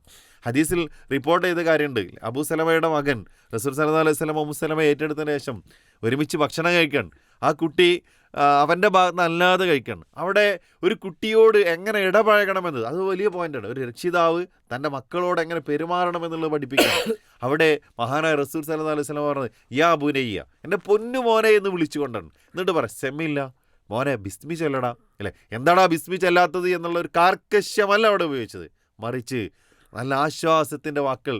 ആ കുട്ടി പിന്നീട് ഒരിക്കലും അത് മറക്കാത്ത രൂപത്തിൽ അവരെ സമാധാനിപ്പിച്ചുകൊണ്ടാണ്. പിന്നെ പറയാ കുൽ മിമാ യലീഖ്, നിൻ്റെ ഭാഗത്തു നിന്നുള്ള കഴിക്കട. എന്തൊരു സൗമ്യമായ പെരുമാറ്റമാണത്. ആ ഒരു മര്യാദ ആ കുട്ടിയുടെ മനസ്സിലേക്ക് എത്രത്തോളം പതിഞ്ഞിട്ടാവും. ഇതൊക്കെ ഹദീസുകളിലൂടെ നമ്മളെ പഠിപ്പിക്കുമ്പോൾ ഈ കാര്യങ്ങൾ നമ്മുടെ വീടുകളിലും പ്രാവർത്തികമാക്കാൻ മുൻകൈയെടുക്കേണ്ട ആളുകളാണ് രക്ഷിതാക്കൾ എന്നുള്ളതാണ്. അപ്പോൾ ക്വാളിറ്റി ടൈം എത്രത്തോളം നമ്മുടെ വീടുകളെ ധന്യമാക്കാൻ എത്രത്തോളം ഉപയോഗപ്പെടുത്താം എന്നുള്ളൊരു ചിന്ത കൂടി അതിൽ വരുന്നുണ്ട്. ഒരുപാട് ഗുണങ്ങളും ക്വാളിറ്റികളും കുട്ടികൾക്ക് നേടാനുള്ളൊരു സുവർണാവസരം കൂടിയാണ് നമ്മുടെ സാന്നിധ്യവും ഇതുപോലെയുള്ള ഇടപഴകലുകൾ എന്നുകൂടി ഈ സമയത്ത് സൂചിപ്പിക്കുക. ഇവിടെ മദ്രസ പഠനം ഇന്ന് പല രക്ഷിതാക്കളും നിർവഹിക്കുന്നത് കുട്ടികൾക്ക് ഓൺലൈൻ സംവിധാനത്തിലാണ്. കുറെ കുട്ടികളെങ്കിലും ഓൺലൈനിൽ കൂടി പഠിക്കുന്നുണ്ട്. ഇനി ഓഫ്ലൈൻ ആണെങ്കിൽ പോലും ചില മദ്രസകൾ സൺഡേ മാത്രമാണ് വർക്ക് ചെയ്യുന്നത്. അപ്പോൾ അവർക്ക് ഓൺലൈനായിട്ടാണ് പഠനങ്ങൾ നടക്കുന്നത്. ഇവിടെ രക്ഷിതാവ് ബിറ്റ്വീൻ 7 and 9 അവിടെ ഉണ്ടെങ്കിൽ കുട്ടി മദ്രസ പഠനങ്ങൾ നടത്തുന്നത് കേൾക്കാൻ പറ്റും, അവിടെ തിരുത്താൻ പറ്റും. അതുപോലെ അവരുടെ ഇബാദത്തുകൾ, അവരുടെ ആരാധനകൾ, നമസ്കാരം കൃത്യമായി നിർവഹിക്കുന്നുണ്ടോ, ആ നിസ്കാരത്തിന്റെ കൈഫിയത്ത് അത് എപ്രകാരമാണ് നിർവഹിക്കുന്നത്, അതിൽ തിരുത്തൽ വേണ്ടതുണ്ടായിരിക്കും. അപ്പൊ ഇതൊക്കെ നിരീക്ഷിക്കാൻ എല്ലാ ഉത്തരവാദിത്വം ഉമ്മന്റെ തലയിൽ വെച്ച് കെട്ടിയിട്ട് ബാക്കി ഒരു മോണിറ്ററിംഗ് സംവിധാനം മാത്രം പുരുഷൻ അതാവാൻ പാടില്ല. അവസാന സമയത്ത് ഇടപെട്ട് പിന്നെ പറയുന്ന ഒരു സംഗതി ഉണ്ട്, ഇതിനൊക്കെ കാരണം നീ ഒരുത്തിയാണ്, അല്ലെ, ഇദ്ദേഹം ചെയ്യേണ്ട, അതായത് ഞാൻ ചെയ്യേണ്ട കാര്യം ഞാൻ ചെയ്യാതെ അതിന്റെ പൂർണ്ണ ഉത്തരവാദിത്തം നിനക്കാണ് എന്നുള്ള നിലക്ക് പെണ്ണിനെ ആക്ഷേപിക്കുന്നതിൽ അർത്ഥമല്ല. അപ്പൊ അവിടെ മാനസിക പിന്തുണ എന്ന് പറയുന്നത് ഭർത്താവിന് ഡ്യൂട്ടിയുണ്ട്, ഉമ്മക്കുണ്ട്. അതുപോലെ തന്നെ ഈ പരാജയങ്ങൾ ജീവിതത്തിൽ സംഭവിക്കുന്നു. പരീക്ഷയിൽ പല വിഷയങ്ങളിലും പഠന പിന്നോക്കം ഒരു വലിയ വിഷയമാണ് സർ. ഞാൻ ആ ഒരു കാര്യത്തിലേക്കാണ് ഇനി വരുന്നത്. കുട്ടികൾ പഠനത്തിൽ നിന്ന് ഒരുപാട് പിന്നോട്ട് പോയി. അതും ഇതുപോലുള്ള വലിയൊരു കാരണം തന്നെയാണ്. എന്താണ് അതിൻ്റെ പരിഹാരം എന്നുള്ളത് നമ്മളോട് ഒരുപാട് ആളുകൾ ചോദിച്ചുകൊണ്ടിരിക്കുന്നുണ്ട്. അതുകൂടി ഒരു വിഷയത്തിന്റെ അടിസ്ഥാനമായിട്ട്, അതായത് ഈ പഠന പിന്നോക്കാവസ്ഥ എന്ന് പറഞ്ഞാൽ പഠനം എന്നുള്ളത് ഇഷ്ടപ്പെട്ട് ചെയ്യേണ്ട കാര്യമാണല്ലോ. അതായത് ആദ്യം ഗോൾ വേണമെന്ന് ഞാൻ പറയുന്നത് അതാണ്. ലക്ഷ്യമില്ലാത്തപ്പോൾ എൻ്റെ കോളേജിൽ ഞാൻ പഠിപ്പിക്കുന്ന വിദ്യാർത്ഥികളോട് ചോദിച്ച ചില ചോദ്യങ്ങളിൽ സുപ്രധാന ചോദ്യമാണ്, ഒരു ഡിഗ്രി ക്ലാസ്സിൽ പഠിക്കുന്ന കുട്ടി ഒരു ലക്ഷ്യവും ഇല്ലാതെ പാരൻസിന്റെ കമ്പൽഷൻ കൊണ്ട്, നിർബന്ധം കൊണ്ട് അവിടെ ഒന്ന് ചേർന്നു, ഈ കുട്ടി പഠിക്കുമോ? ഇല്ല. കാരണം കുട്ടിക്ക് താല്പര്യമില്ല, രക്ഷിതാവിന് വേണ്ടി മാത്രം വരുന്നത്. അപ്പൊ ഇവിടെ ആദ്യം നമ്മൾ റിയലൈസ് ചെയ്യേണ്ടത്, ഈ കുട്ടിയെ സ്കൂളിലാണെങ്കിലും കോളേജിലാണെങ്കിലും നമ്മൾ ചേർത്തുമ്പോൾ കുട്ടി whether he is interested or not, താല്പര്യം ഉണ്ടോ എന്നുള്ളത് നമ്മൾ ചോദിക്കണം. ഇനി താല്പര്യം ഇല്ലെങ്കിൽ താല്പര്യം ഉണ്ടാക്കാൻ പറ്റുന്ന ഒരുപാട് മെത്തഡോളജി ഉണ്ട്, അത് നമ്മൾ സ്വീകരിക്കണം. അല്ല എങ്കിൽ അത് വ്യഥാവ്യായമായിരിക്കും, ഒരു കാര്യം ഉണ്ടാവില്ല. അപ്പൊ പഠനം എന്നുള്ളത് താല്പര്യത്തോടു കൂടി നിർവഹിക്കുന്ന കർമ്മമാണ്. ഏത് കാര്യവും ഒരു പാഷൻ എന്നുള്ളത് ഒരു അഭിനിവേശം അല്ലെ. നമ്മൾ ആരോഗ്യത്തിന്റെ ഡെഫിനിഷൻ തന്നെ ഒരു പാഷൻ ഉണ്ടാവുക എന്നുള്ളതാണ്. ഇപ്പൊ ഈ കാര്യം ചെയ്യാൻ നമുക്കൊരു അഭിവാഞ്ച, ഒരു താല്പര്യം, ഒരു പിന്നെ ഉന്മേഷം ഉണ്ടാവുക. ആ ഉന്മേഷം പഠനത്തോട് നഷ്ടപ്പെട്ടു കഴിഞ്ഞാൽ പിന്നെ പഠനം ഉണ്ടാവുമോ? അപ്പൊ കുട്ടികൾക്ക് അതിനുള്ള ഒരു കണ്ടൂസീവ് അറ്റ്മോസ്ഫിയർ, അതിനനുകൂലമായ ഒരു സാഹചര്യം വീട്ടിൽ ഒരുക്കേണ്ട ഉത്തരവാദിത്വം രക്ഷിതാവിനുണ്ട്. പഠനത്തിൽ നിന്ന് ഡൈഗ്രസ് ചെയ്യുന്ന, പഠനത്തിൽ നിന്ന് ശ്രദ്ധ മാറിപ്പോകുന്ന ഒരുപാട് ഉപകരണങ്ങൾ, സംവിധാനങ്ങൾ നമ്മുടെ വീട്ടിൽ നമ്മൾ സംവിധാനിച്ചു. എന്നിട്ട് കുട്ടിയോട് നമ്മൾ പറയാണ് പഠിക്ക്. കുട്ടി പഠിക്കൂല. കാരണം കുട്ടി എപ്പോഴും എളുപ്പത്തിൽ അക്വയർ ചെയ്യാൻ പറ്റുന്ന കാര്യത്തിലേക്കാണ് നീങ്ങുക. പഠനം എന്നുള്ളത് കുറച്ച് താല്പര്യത്തോടു കൂടി നിർവഹിക്കേണ്ട കാര്യമാണെങ്കിലും അവിടെ പരിശ്രമത്തിന് വലിയ പങ്കുണ്ട് അല്ലെ. കുട്ടികൾ അത്തരം കാര്യങ്ങളിലേക്ക് പോകണമെങ്കിൽ നന്നായി പരിശ്രമിക്കേണ്ടതുണ്ട്. ഈസിലി അവൈലബിൾ ആയ, പെട്ടെന്ന് പ്രാപ്യമാവുന്ന, പെട്ടെന്ന് കിട്ടുന്ന, പെട്ടെന്ന് എത്തിപ്പിടിക്കാവുന്ന കാര്യങ്ങളിലാണ് കുട്ടികൾ ശ്രദ്ധിക്കുക. അപ്പോൾ നമ്മൾ പഠനത്തിൽ നിന്ന് ഡൈഗ്രസ് ചെയ്യുന്ന, തെറ്റിപ്പിക്കുന്ന അല്ലെങ്കിൽ വ്യതിചലിപ്പിക്കുന്ന ഒരു സാധനം ആ വീട്ടിൽ ഉണ്ടാവാൻ പാടില്ല, അല്ലെങ്കിൽ പഠന റൂമിൽ ഉണ്ടാവാൻ പാടില്ല. ഇത് രക്ഷിതാവ് ശ്രദ്ധിക്കണം. അതുപോലെ വല്ലപ്പോഴും കുട്ടി പരാജയപ്പെട്ടു, ആ പരാജയപ്പെട്ട ഘട്ടത്തിൽ അവനെ ആക്ഷേപിക്കുക, കുറ്റപ്പെടുത്തുക, ബ്രാൻഡ് ചെയ്യുക, ബ്ലെയിം ചെയ്യുക. ഇതും രക്ഷിതാവ് ചെയ്യുന്ന ഏറ്റവും വലിയ അവിവേകമാണ്. ഏതെങ്കിലും ഒരു വിഷയത്തിൽ കുട്ടി പരാജയപ്പെട്ടു, ആ പരാജയത്തെ അംഗീകരിക്കാനും സെലിബ്രേറ്റ് ചെയ്യാനും. മനഃശാസ്ത്രജ്ഞർ പറയുന്നത് celebrate the mistakes, celebrate the failures. അത് വലിയ സംഗതിയാണ്. ജീവിതത്തിൽ വിജയം വരിച്ച ഏത് പ്രഗത്ഭരുടെ ചരിത്രം നമ്മൾ പഠിക്കുകയാണെങ്കിൽ നമുക്ക് മനസ്സിലാവും, ഒരുപാട് തവണ അവർ പരാജയപ്പെട്ടിട്ടുണ്ട്. രക്ഷിതാക്കളും അത് ശ്രദ്ധിക്കില്ല, അധ്യാപകരും ശ്രദ്ധിക്കില്ല. അപ്പൊ കുട്ടികൾക്ക് മോട്ടിവേഷൻ കൊടുക്കേണ്ടത് ഒരു പരാജയത്തിൽ നിന്ന് പാഠം പഠിക്കാനാണ് അല്ലെ. നമ്മളിപ്പോ ഡ്രൈവിംഗ് പഠിക്കുന്ന ഘട്ടത്തിൽ എത്ര തവണ വണ്ടി പോയിട്ട് എവിടെയെങ്കിലും ഒക്കെ പോയി കുത്തിയിട്ടുണ്ടാവും, ഒരുപാട് പ്രയാസം നമ്മൾ സഹിച്ചിട്ടുണ്ടാവും. പിന്നെ നമ്മൾ അത് ട്രാക്കിൽ വരിക ചെയ്യാം. അപ്പൊ ആ ഒരു മെത്തഡോളജി, സക്സസ് എന്നുള്ളത് ഫെയിലിയറിൽ നിന്നാണ് ഉണ്ടാവുന്നത്. അപ്പൊ ഫെയിലിയർ ഉണ്ടാവുമ്പോൾ ആ കുട്ടിയുടെ എഫേർട്ടിനെ, കുട്ടി ആ ഒരു കാര്യം ചെയ്യാൻ വേണ്ടി നടത്തിയ പരിശ്രമങ്ങളെ വിലമതിക്കുകയും അംഗീകരിക്കുകയും പ്രശംസിക്കുകയും ചെയ്യുക. ആ പരാജയത്തെ അംഗീകരിക്കുകയും ചെയ്യുക. എന്നിട്ട് പറയാ, സാരല്ല, ഞാൻ നിന്റെ കൂടെ ഉണ്ട്, അടുത്ത തവണ ഇതിനേക്കാൾ ഉഷാറായിട്ട് മോൻക്ക് നേടാൻ പറ്റും. ആ ഒരു എൻകറേജ്മെന്റ്, ആ ഒരു പ്രോത്സാഹനം, അത് നമ്മൾ കൊടുത്താൽ തന്നെ കുട്ടികൾ വൈകാരികമായി നല്ലൊരവസ്ഥയിലെത്തും. അപ്പോൾ പലപ്പോഴും വിജയിച്ചു വരുന്ന കുട്ടികൾക്ക് സമ്മാനങ്ങൾ നൽകാനും, അവരെ അംഗീകരിക്കാനും, അവരെക്കുറിച്ച് ക്രെഡിറ്റ് എടുക്കാനും, ഇത് എൻ്റെ മകനാണ്, അവൻ എൻ്റെ മോനായത് കൊണ്ടാണ് ഇത് വിജയിച്ചത്, അതുകൊണ്ടാണ് അവന് ഇതുപോലൊരു വിജയം നേടാൻ സാധിച്ചത് എന്നൊക്കെ ക്രെഡിറ്റ് പറയാറുണ്ട് പലപ്പോഴും നമ്മൾ.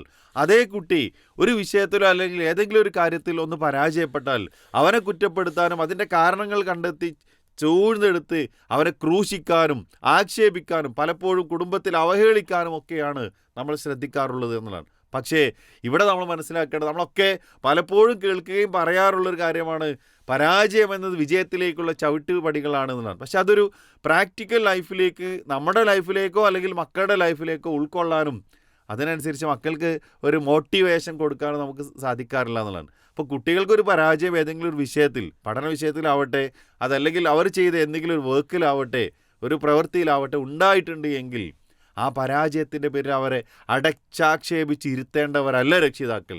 മറിച്ച് ആ പരാജയം സാരമില്ല, ഇത് ഇങ്ങനെയല്ലേ പരാജയപ്പെട്ടുള്ളൂ, ഇതിൽ നിന്ന് ഒരുപാട് കാര്യങ്ങൾ നമുക്ക് മനസ്സിലാക്കാൻ സാധിച്ചില്ലേ, അപ്പോൾ അടുത്ത പ്രാവശ്യം ചെയ്യുമ്പോൾ അതുപോലെയുള്ള മിസ്റ്റേക്കുകൾ, അതുപോലെയുള്ള തെറ്റുകൾ വരാതിരിക്കാൻ ശ്രദ്ധിക്കാം. ഇതൊരു സാരമില്ല, ഇതൊരു തുടക്കമാവട്ടെ, ഇത് വിജയത്തിലേക്കുള്ള തുടക്കമാവട്ടെ എന്ന് പറഞ്ഞ് പിന്തുണ കൊടുക്കാൻ സാധിച്ചാൽ നമ്മുടെ കുട്ടികൾ ഇമോഷണലി നല്ലൊരു എന്താ പറയുക, വിജയത്തിലേക്കുള്ള മൈൻഡ് സെറ്റ് അവരിൽ ക്രിയേറ്റ് ചെയ്യാൻ സാധിക്കും. വിജയത്തിലേക്ക് എത്താനുള്ളൊരു വലിയ വഴിയാണത്.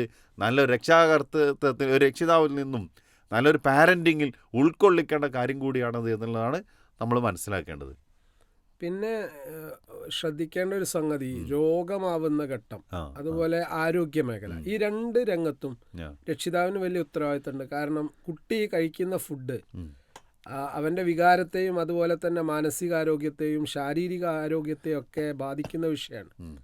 അപ്പോൾ കുട്ടിയുടെ ഫുഡ് സ്റ്റൈൽ എന്താണ്, കുട്ടിക്ക് കിട്ടേണ്ട ഭക്ഷണ രീതി അത് സിസ്റ്റമാറ്റിക് ആണോ? അപ്പോൾ ഇന്ന് പലപ്പോഴും നമ്മൾ മക്കളെ ഫാസ്റ്റ് ഫുഡ് കൾച്ചറിലാണ് വളർത്തുന്നത്. അവർ ചോദിക്കുന്നതൊക്കെ വാങ്ങിക്കൊടുക്കുകയാണ്. എന്നാൽ അത് വാങ്ങിക്കൊടുക്കേണ്ട എന്നല്ല, എന്നാൽ ബേസിക്കായി അടിസ്ഥാനപരമായി ഒരു കുട്ടിക്ക് കിട്ടേണ്ട ഭക്ഷണ പദാർത്ഥങ്ങൾ, ആരോഗ്യത്തിന് ആവശ്യമായിട്ടുള്ള ലവണങ്ങൾ, പ്രോട്ടീൻസ് അല്ലേ, ഇതൊക്കെ കുട്ടിക്ക് കിട്ടുന്നുണ്ടോ എന്ന് ഉറപ്പുവരുത്തേണ്ട രക്ഷിതാവാണ്. ഇപ്പോൾ വെള്ളം കുടിക്കുക എന്നുള്ളത് വളരെ പ്രധാനപ്പെട്ട കാര്യമാണ് അല്ലേ. ഭക്ഷണം കഴിക്കുന്നതോടൊപ്പം കുട്ടി വെള്ളം കുടിക്കേണ്ടതുണ്ട്. എന്നാൽ വെള്ളം കുടിക്കുന്ന കാര്യത്തിൽ ഉപേക്ഷ വരുത്തുന്ന ഒരുപാട് കുട്ടികളുണ്ട്. കാരണം അവർക്ക് ആരോഗ്യത്തെ സംബന്ധിച്ച് ശരിയായ കാഴ്ചപ്പാടില്ല. എൻ്റെ ആരോഗ്യത്തിൻ്റെ സംരക്ഷകൻ ഞാൻ തന്നെ ആവണം. അപ്പോൾ ആ ഒരു ബേസിക് നോളജ് ചെറുപ്പം തൊട്ട് തന്നെ കുട്ടികൾക്ക് കൊടുക്കേണ്ടത് രക്ഷിതാവിൻ്റെ ബാധ്യതയാണ്. പലപ്പോഴും രോഗമുക്തമായ ഒരു ജീവിതം അല്ലേ, അസുഖങ്ങൾ വരുന്നത്, രോഗമില്ലാത്തൊരു ജീവിതം, അത് നമുക്ക് പല കാര്യങ്ങളും ശ്രദ്ധിച്ചിട്ടുണ്ടെങ്കിൽ നേടിയെടുക്കാവുന്നതാണ്. എന്നാൽ പലപ്പോഴും മരുന്നിനെ ഡിപ്പെൻഡ് ചെയ്യുന്ന, ചെറിയ ഒരു അസുഖം വരുമ്പോഴേക്ക് മരുന്നിനെ ആശ്രയിക്കുന്ന ഒരു അവസ്ഥ അത് രക്ഷിതാക്കൾ ഉണ്ടാക്കുന്നുണ്ട് അല്ലേ. ഇത് ആ കുട്ടിയെ രോഗിയാവാനാണ് പ്രേരിപ്പിക്കപ്പെടുക. അപ്പോൾ ബേസിക് ആയിട്ടുള്ള വൃത്തി, അതുപോലെ തന്നെ ഒരു സിസ്റ്റമാറ്റിക് ഓർഡർ, ചിട്ട, ഇതൊക്കെ നമ്മൾ ശ്രദ്ധിക്കേണ്ട കാര്യമാണ് അല്ലേ. നമ്മൾ ധരിക്കുന്ന വസ്ത്രം, ആ ധരിക്കുന്ന വസ്ത്രം വൃത്തിയോടുകൂടി സൂക്ഷിക്കുക. അതുപോലെ അത് എവിടെ കൊണ്ടുപോയിട്ട് വെക്കണം അല്ലേ, അത് വെക്കാനുള്ള ഒരു സ്ഥലം നമ്മൾ കാണിച്ചു കൊടുക്കുക. എല്ലാ വീടുകളിലും അതൊരു ഡിസോർഡർ ആവാതിരിക്കാൻ ഇന്ന സ്ഥലത്താണ് ഞാൻ അഴിച്ചിട്ട വസ്ത്രങ്ങൾ അഴിച്ചു വെക്കേണ്ടത്. അത് ഉമ്മക്ക് തിരുമ്പാ കിട്ടണമെങ്കിൽ പോലും ഇന്ന സ്ഥലത്ത് അഴിച്ചിടണ്ടേ. അതായത് ഇത്തരം കാര്യങ്ങളൊന്നും ഇന്ന് നമ്മുടെ വിദ്യാഭ്യാസ സിസ്റ്റത്തിൽ പഠിപ്പിക്കുന്നില്ല. അതുകൊണ്ട് തന്നെ കുട്ടികൾക്ക് വൈകാരികമായിട്ടുള്ള ഒരു സപ്പോർട്ട് നൽകുന്നതിൻ്റെ ഭാഗമായിട്ട് കുട്ടികളുടെ ആരോഗ്യ രംഗത്ത് രക്ഷിതാക്കൾ സജീവ ശ്രദ്ധ കാണിക്കേണ്ടതുണ്ട്. പ്രത്യേകിച്ച് അവർക്ക് നല്ല ബ്രേക്ക്ഫാസ്റ്റ് കിട്ടുന്നുണ്ടോ, നല്ല ഉച്ചഭക്ഷണം കിട്ടുന്നുണ്ടോ, സ്കൂളിലേക്ക് പറഞ്ഞയക്കുമ്പോൾ ആ കുട്ടി ഭക്ഷണം കഴിച്ചിട്ടാണോ വീട്ടിൽ നിന്ന് പോകുന്നത് അല്ലേ. അത് ശരീരത്തിന് ഹാനികരമായ വസ്തുക്കൾ പാക്കിലാക്കി അല്ലെങ്കിൽ ടിഫിനിലാക്കി കൊണ്ടുപോകും. എന്നിട്ട് അത് മാത്രം കഴിക്കും. എന്നിട്ട് അവർ തല കറങ്ങി വീഴും. എന്നിട്ട് സ്കൂളിൽ നിന്ന് അറിയിക്കും, നമ്മളെ കുട്ടി തല കറങ്ങിയിട്ടുണ്ട് അല്ലെങ്കിൽ ഭക്ഷണം കഴിച്ചു. പലപ്പോഴും കോളേജുകളിലും സ്കൂളുകളിലൊക്കെ സംഭവിക്കുന്ന ഒരു വിഷയമാണ്. ഒരു അധ്യാപകനെ സംബന്ധിച്ചിടത്തോളം എത്ര കുട്ടികളെ നോക്കണം, എന്നാൽ ഒരു രക്ഷിതാവിനെ സംബന്ധിച്ചിടത്തോളം അവരുടെ സ്വന്തം കുട്ടിയെ നോക്കിയാൽ മതി. അപ്പൊ നമ്മുടെ കുട്ടി ആരോഗ്യപൂർണമായ ജീവിത ശൈലിയാണോ സ്വീകരിച്ചത് അല്ലയോ നമുക്കാണ് അറിയാം. അപ്പൊ അത്തരം കാര്യങ്ങൾ കുട്ടികളുമായിട്ട് നമ്മൾ ചർച്ച ചെയ്യുകയും വേണം. അപ്പൊ ചർച്ച ചെയ്യുമ്പോൾ കുട്ടിക്ക് സ്വാഭാവികമായിട്ട് മനസ്സിലാവും, എൻ്റെ ഉപ്പ എൻ്റെ ഉമ്മ ഇത്തരം കാര്യങ്ങളൊക്കെ ശ്രദ്ധിക്കുന്നുണ്ട്. അതുപോലെ രോഗം വന്നാൽ ഡോക്ടറെ എടുത്ത് ചികിത്സിക്കാൻ കൊണ്ടുപോവാ. പലപ്പോഴും കുട്ടി ഇങ്ങനെ തലവേദന ഉണ്ട്, ഇന്ന പ്രയാസമുണ്ട് പറയുമ്പോൾ അത് മൈൻഡ് ചെയ്യാത്ത രക്ഷിതാക്കളുണ്ട്. കാരണം ഹോസ്പിറ്റലിൽ പോയിട്ടുണ്ടെങ്കിൽ വലിയ ബില്ലാവും. എന്നാൽ ഇത് ആ തുടക്കത്തിൽ നോക്കാത്തത് കൊണ്ട് വലിയ രോഗങ്ങളായി മാറുന്ന അവസ്ഥയും സംഭവിക്കുന്നുണ്ട്. ഇവിടെ ഞാൻ പറയുന്ന വിഷയം വൈകാരിക പിന്തുണ എന്ന് പറഞ്ഞാൽ ദേ മസ്റ്റ് ഫീൽ ഇറ്റ്. കുട്ടികൾക്ക് അത് ഫീൽ ചെയ്യണം.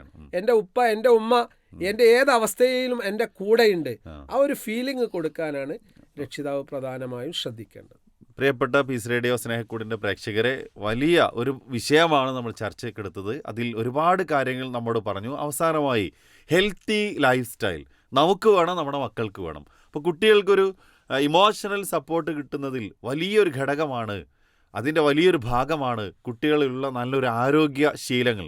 അതിൽ ഭക്ഷണത്തിന് പ്രാധാന്യമുണ്ട്, അതുപോലെ തന്നെ വസ്ത്രത്തിന് അതിൽ വലിയ പ്രാധാന്യമുണ്ട്.